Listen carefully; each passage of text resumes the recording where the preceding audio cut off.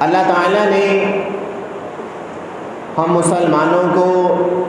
جتنی بھی عبادات دی ہیں ان عبادات کی 3 قسمیں۔ ایک عبادت وہ ہے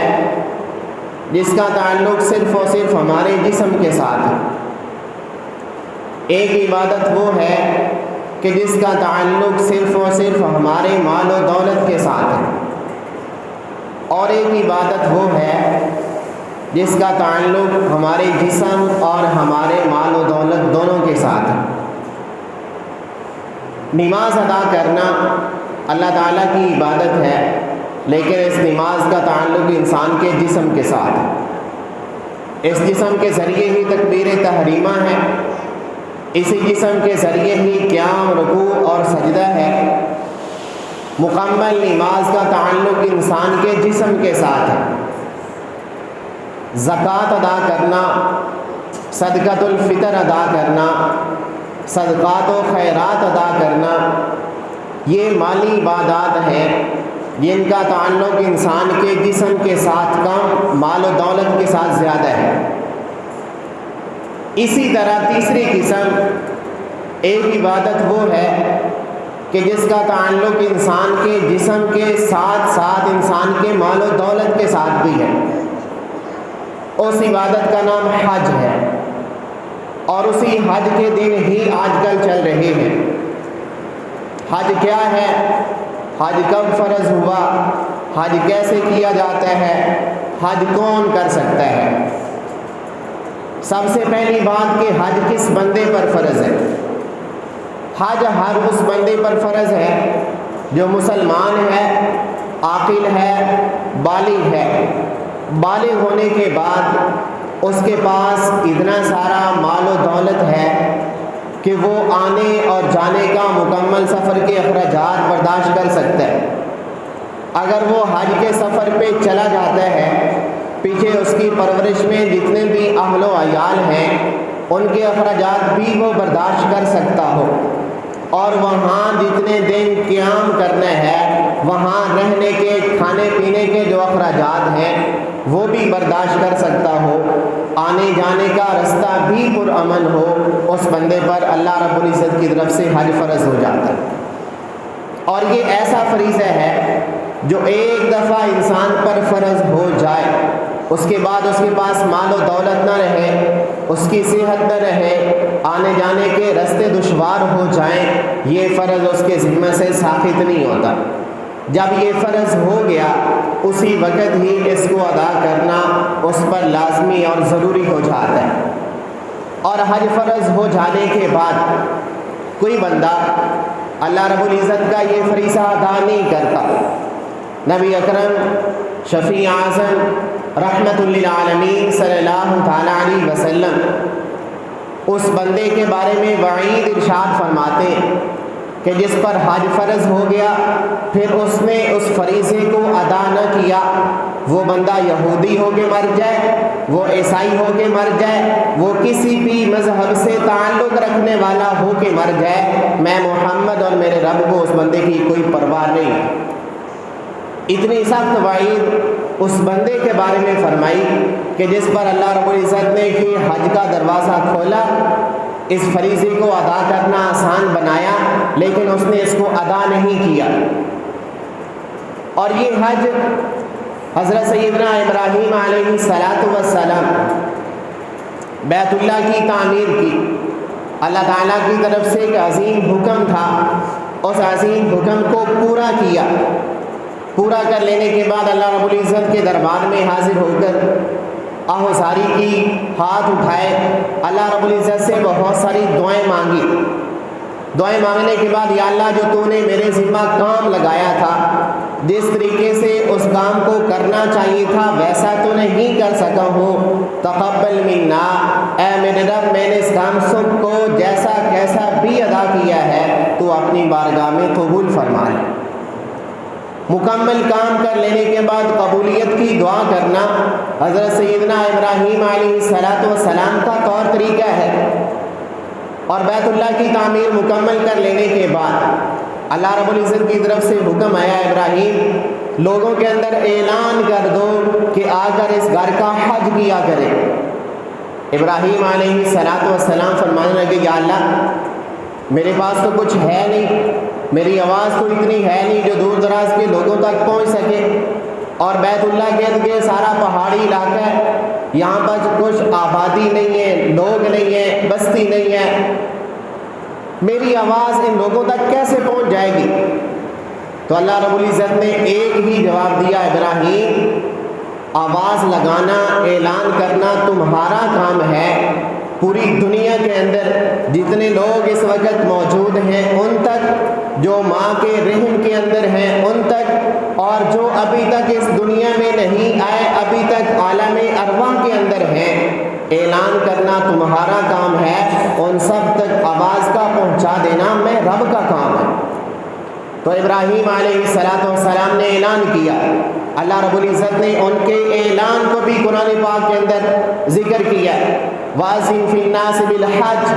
يَأْتُوكَ رِجَالًا وَعَلَىٰ كُلِّ ضَامِرٍ يَأْتِينَ مِن كُلِّ فَجٍّ عَمِيقٍ۔ مفسرین نے تفسیر کے اندر لکھا کہ جب ابراہیم علیہ السلام نے یہ اعلان کیا تھا اس وقت پوری دنیا کے اندر جہاں کہیں بھی انسان موجود تھے، چاہے وہ بچہ ہے، بوڑھا ہے، جوان ہے، مرد ہے، عورت ہے، ان سب تک اللہ رب العزت نے ابراہیم علیہ السلام کی یہ آواز پہنچا دی۔ جو ماں کے پیٹ کے اندر تھے ابھی دنیا پہ آئے ہی نہیں، اللہ رب العزت نے ان تک بھی یہ آواز پہنچا دی۔ ہم جیسے لوگ جو ابھی تک عالم ارواح کے اندر تھے، دنیا میں نہیں آئے تھے، اللہ رب العزت نے وہ آواز ہم تک بھی پہنچا دی۔ وہ آواز اللہ رب العزت کے ذریعے پہنچ گئی۔ اس آواز کو سن کر ہم میں سے جس نے بھی اس آواز پر لبیک کہا، ایک دفعہ کہا، 2 دفعہ، 5 دفعہ، 7 دفعہ، جتنی دفعہ بھی ہم میں سے کس نے اس پر لبیک کہا، اللہ رب العزت زندگی میں کے اندر اس کو اتنی دفعہ ضرور حج کا موقع عطا فرمائے۔ ہم میں سے کسی کو پتہ نہیں کہ ہم نے اس پر لبیک کہا تھا یا نہیں، 1 دفعہ کہا ہے، 2 دفعہ، 3 دفعہ، جتنی دفعہ بھی کہا ہے اللہ رب العزت اس کو یہ موقع ضرور عطا فرما دے۔ اور یہ اللہ رب العزت کی طرف سے بہت بڑا انعام ہے، احسان ہے، فضل ہے، اللہ رب العزت جس کو چاہتے ہیں یہ عطا فرما دیتے ہیں۔ اور یہ ایسا ہے کہ اللہ رب العزت نے ابراہیم علیہ السلام کی آواز، لاؤڈ سپیکر نہیں ہے، بجلی کا انتظام نہیں ہے، ٹیلی فون نہیں ہے، انٹرنیٹ نہیں ہے، کوئی بھی آج کے دور کی سہولت اس وقت موجود نہیں ہے، لیکن پھر بھی اللہ رب العزت نے ان کی آواز دنیا کے کونے کونے تک پہنچا دی، اور یہ ثابت کر دیا حقیقت میں یہ آواز ابراہیم علیہ السلام کی آواز نہیں بلکہ میں خود رب کی آواز تھی۔ اور یہ حج کا سفر کوئی عام سفر نہیں ہے، اس سفر کے اندر اللہ رب العزت نے ہمارے لیے بہت زیادہ ساری حکمتیں رکھی۔ ان میں سے ایک حکمت یہ ہے کہ جیسے آج کے دور کے اندر ایک انسان کو کسی سے محبت ہوتی ہے، عشق ہوتا ہے، اس کے پیچھے وہ مارا دھاڑا پھر رہا ہوتا ہے، اس کو اپنے عشق اور محبت کے چنگل میں پھنسانے کے لیے مختلف طور و طریقے حربے استعمال کرتے ہیں۔ سب سے پہلا حربہ یہ ہوتا ہے اپنی زبان کے ذریعے اس کی تعریف کر کے اس کو اپنا بنایا جائے، زبان کے ذریعے اس کی تعریفیں کرتا ہے، اللہ نے آپ کو کیا حسن دیا ہے، آپ کی آنکھیں کتنی بے مثال ہیں، اللہ تعالیٰ نے آپ کو کیسے خوبصورت بال دیے ہیں، آپ کو اللہ نے کیا چلنے کا خوبصورت انداز دیا ہے، زبان کے ذریعے اس کی تعریفیں کر کر کے اس کو اپنا بنانے کی کوشش کرتا ہے۔ بعین ہی یہی طریقہ ہم بھی عاشق ہیں، اللہ رب العزت کے عاشق ہیں، اللہ رب العزت کو اپنا بنانے کے لیے ہم بھی زبان کے ذریعے اللہ کی تعریفیں کرتے ہیں، کبھی سبحان اللہ کہہ کر، کبھی الحمدللہ کہہ کر، کبھی اللہ اکبر کہہ کر، کبھی تلاوت کر کے، کبھی ذکر اذکار کر کے، زبان کے ذریعے اللہ کی تعریفیں کر کے ہم اللہ کو اپنا بناتے ہیں۔ جب زبان کے ذریعے بات نہ بنے تو انسان کا دوسرا حربہ دوسرے کو پھنسانے کا یہ ہوتا ہے اپنے وجود کے ذریعے اس کی خدمت کرتا ہے، اپنا آپ اس کے سامنے جھکا دیتا ہے، اس کی زندگی کے جو معاملات مشکل ہوتے ہیں خود اس میں لگ کر ان کو کرنے کی کوشش کرتے ہیں۔ بعین ہی یہی طریقہ ہم اپنے رب کو راضی کرنے کے لیے اپنایا کرتے ہیں۔ زبان کے ذریعے تعریف کر کے اللہ کو راضی کیا، اس کے بعد اس وجود کے ذریعے اللہ کو راضی کرنے کی کوشش کرتے ہیں، کبھی قیام کی حالت میں، کبھی رکوع کی حالت میں، کبھی سجدے کی حالت میں، کبھی تشہد کی حالت میں۔ ہر وہ طریقہ جو ہمارے رب نے ہمارے لیے جائز قرار دیا، اس وجود کے ذریعے ہم اپنے رب کو راضی کرنے کی کوشش کرتے ہیں۔ تیسرا کام، دنیا کے اندر کسی کو کسی سے عشق ہے، محبت ہے، پیار ہے، الفت ہے، اس کو پھنسانے کے لیے تیسرا حربہ یہ استعمال کرتا ہے، اپنا جمع پونجی، مال و دولت جو کچھ ہوتا ہے وہ سارا کچھ اس پہ لٹا دیتا ہے، اس کی زندگی کی ضروریات کو پورا کرنے کی کوشش کرتا ہے۔ اس کو کپڑوں کی ضرورت ہے، کپڑے لے کر دیتا ہے، اس کو جوتے کی ضرورت ہے، جوتا لے کر دیتا ہے، اس کو گاڑی کی ضرورت ہے، اس کو گاڑی لے کر دیتا ہے، اس کو مال و دولت نقد کی ضرورت ہے تو اس کو نقد ادا کر دیتا ہے، اس کو مکان چاہیے تو مکان کا بندوبست کر کے دیتا ہے، موبائل چاہیے تو وہ ضرورت پوری کرتا ہے۔ دنیا کے اندر اپنے محبوب کو اپنا بنانے کے لیے انسان مال و دولت خرچ کرتا ہے۔ بعین ہی یہی طریقہ ہم اپنے رب کو اپنا بنانے کے لیے مال و دولت خرچ کرتے ہیں، کبھی زکوٰۃ کی صورت میں، کبھی قربانی کی صورت میں، کبھی صدقۃ الفطر کی صورت میں، کبھی عام صدقات و خیرات کر کے ہم اپنے رب کی رضا حاصل کرتے ہیں۔ جب ان تمام چیزوں سے بات نہیں بنتی تو پھر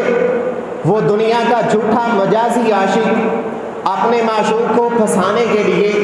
اس پر زبردستی کرنے کے لیے اس سے یہ کہہ دیتا ہے، جب تک تم میرے ساتھ نہیں بولو گے، بات نہیں کرو گے، فلاں کام نہیں کرو گے، میں بھوکا رہوں گا، میں پیاسا رہوں گا،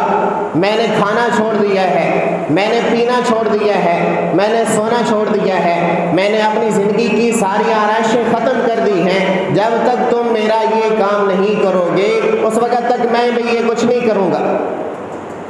وہ دنیا کے عاشق اور معشوق کا معاملہ ہے۔ ہم اپنی رب کی رضا حاصل کرنے کے لیے روزہ رکھ کر بھوک اور پیاس بھی چھوڑ دیا کرتے ہیں، کھانا اور پینا چھوڑ دیتے ہیں، اپنی نفسانی جائز خواہشات اور تمناؤں کو چھوڑ دیتے ہیں اپنے رب کی رضا حاصل کرنے کے لیے۔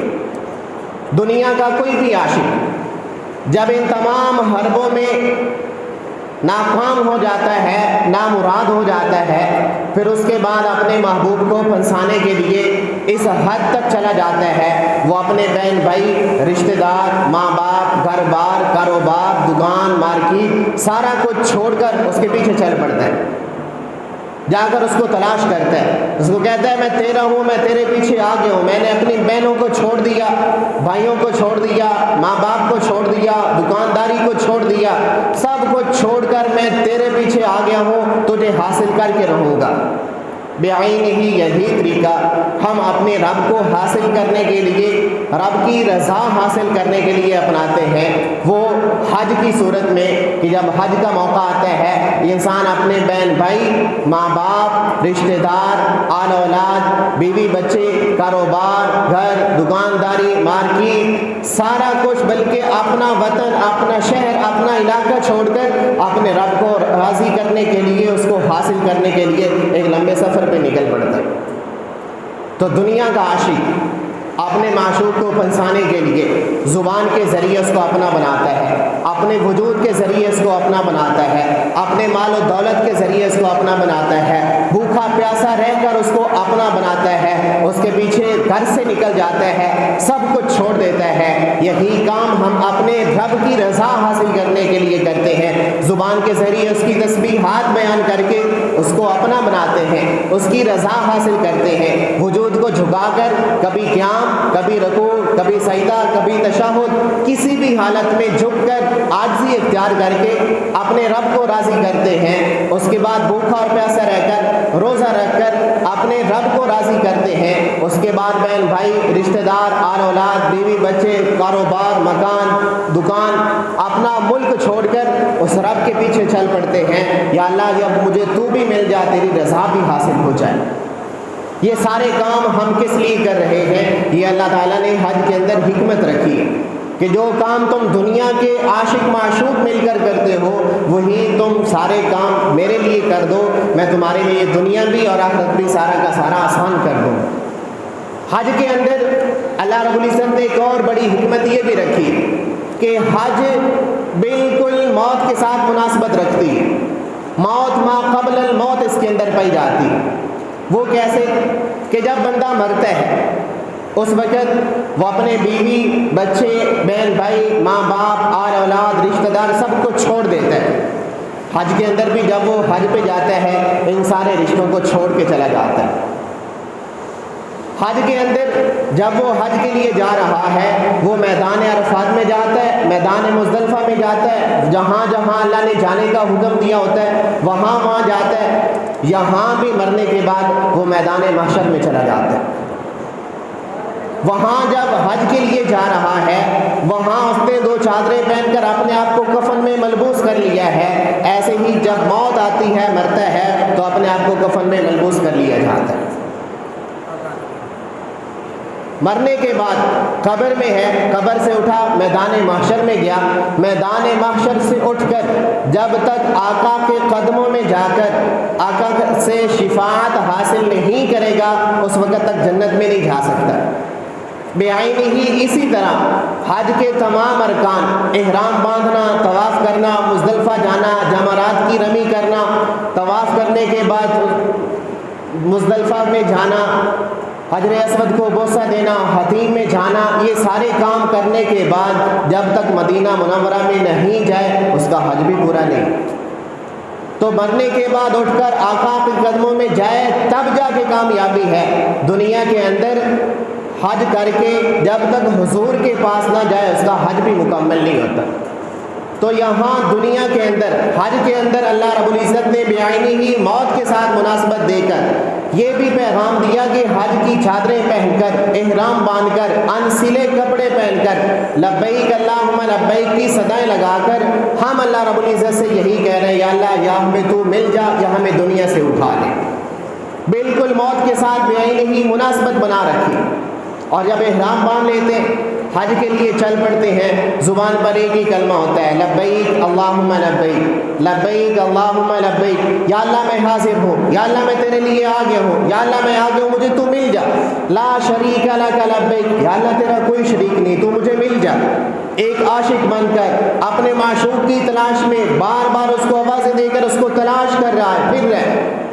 وہ کیوں بار بار تلبیہ کیوں پڑھ رہے، بار بار لبیک اللہم لبیک کی صدائیں کیوں لگا رہے؟ وہ اس وجہ سے کہ جب ابراہیم علیہ السلام نے اعلان کیا تھا اس وقت کس نے لبیک کہا، کس نے لبیک نہیں کہا؟ آج وہاں پر اس حج کے موقع پر ڈاکٹر بھی موجود ہے، مریض بھی ہے، ڈرائیور بھی ہے، کنڈکٹر بھی ہے، باپ بھی ہے، بیٹا بھی ہے، ماں بھی ہے، بیٹی بھی ہے، انجینئر بھی ہے، دنیا کا کوئی کاروبار کوئی دھندا کرنے والا کالا ہے، گورا ہے، چٹا ہے، چھوٹے قد والا ہے، بڑے قد والا ہے، مرد ہے، عورت ہے، جیسے کیسے بھی ہیں وہ سارے وہاں اکٹھے ہو کر اب اس یاد کو تازہ کر رہے ہیں کہ اس وقت ہم نے تلبیہ پڑھا تھا، لبیک کہا تھا، ہم میں سے کسی کو یاد نہیں، یا اللہ اب ہم حاضر دماغی کے ساتھ آپ کا یہ ذکر کر کے لبیک اللہم لبیک، یا اللہ تیرے سامنے حاضر ہو کر تو اسے معافی چاہتے ہیں۔ اور پوری دنیا کے اندر اللہ رب العزت نے اپنے گھر بنوائے، مسجد اللہ کا گھر ہے، ان تمام گھروں کا جو مرکز ہے وہ بیت اللہ ہے، جہاں پر ہم سب رک کر کے نماز پڑھتے، اس کے علاوہ کہیں اور رک کر کے نماز پڑھے ہماری نماز نہیں ہے۔ تو سوال یہ کہ اللہ رب العزت نے وہ بڑا گھر کیوں بنوایا جب چھوٹے چھوٹے اتنے گھر بن گئے تھے؟ ہماری دنیا کی طرح اس کے ساتھ ایک مشابہت اور مثال بنتی۔ ہم دنیا کے اندر اللہ نہ کرے کسی سے کوئی لڑائی جھگڑا ہو جائے، کوئی ناراضگی ہو جائے، کوئی مسئلہ بن جائے، لڑائی حد سے تجاوز کر جائے، جانی دشمن بھی بن جائے، جب وہ معافی مانگنے کے لیے اس کے گھر میں آ جائے اللہ رب العزت اس کے دل کو نرم کر دیتے، اس کا دل نرم ہو جاتا ہے، وہ مکمل طور پر معاف نہ بھی کرے لیکن معافی کے جذبات اس کے اندر ضرور پیدا ہو جاتے ہیں۔ बेआईनी ही इसी तरह हम उस रब के बनाए हुए बंदे उसकी बगावत करके रिश्वत भी खाते रहे, सूद भी खाते रहे, झूठ भी बोलते रहे, गालियां भी देते रहे, हज भी छोड़ रखा, नमाजें भी छोड़ते रहे, तिलावत भी नहीं करते, दुनिया के सारे गुनाह करके हमने अपने रब की नाराज़गी ले रखी थी। अब उसके घर में जाकर उससे मुआफ़ी के तलबगार बन गए। या अल्लाह हम तेरे घर में आकर तुझसे मुआफ़ी मांगते हैं। जैसे दुनिया के बंदे दुनिया वालों के पास चले जाएं, जाके उनसे मुआफ़ी मांगे, वो मुआफ़ कर देते हैं, ऐसे ही दुनिया को बनाने वाला रब जब उसके बड़े घर में जाकर उससे मुआफ़ी मांगेंगे वो भी माफ़ कर देते हैं। अब वो अल्लाह ताला का सबसे बड़ा घर है, उसके गिर्द तवाफ़ करना, चक्कर लगाना अल्लाह रब्बुल इज़्ज़त ने ये भी इबादत बना दी। अब एक आज के दौर का बंदा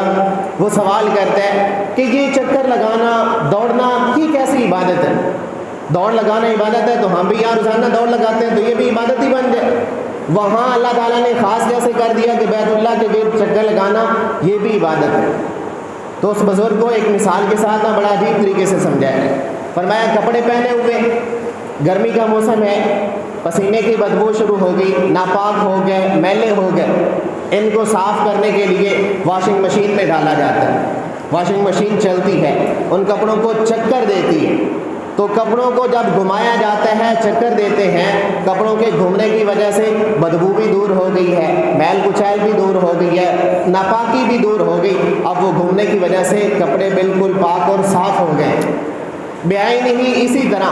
बंदे के अंदर गुनाहों की गंदगी है, बदबू है, मैल कुचैल है, दिल मैला हो चुका है, लेकिन जब अल्लाह के घर का जाकर चक्कर लगाया, तवाफ़ किया, जैसे कपड़ों को घुमाने से, वॉशिंग मशीन में चक्कर लगाने से गंदगी, मैल, बदबू दूर हो जाती है, ऐसे ही तवाफ़ करने से बंदे के अंदर से गुनाहों का मैल भी अल्लाह दूर फरमा देता है। ऐसी ऐसी अल्लाह ताला ने इस हज के अंदर हिकमतें रखी। और फिर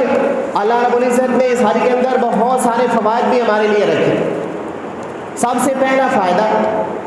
फ़लसफ़ा कह लें, सबसे पहला फ़लसफ़ा ये है, अल्लाह रब्बुल इज़्ज़त इस हज के मौका पर अमीर और गरीब का आपस का ताल्लुक़ ख़त्म कर देते। जो फ़र्क होता है अल्लाह ताला वो फ़र्क मिटा देते हैं।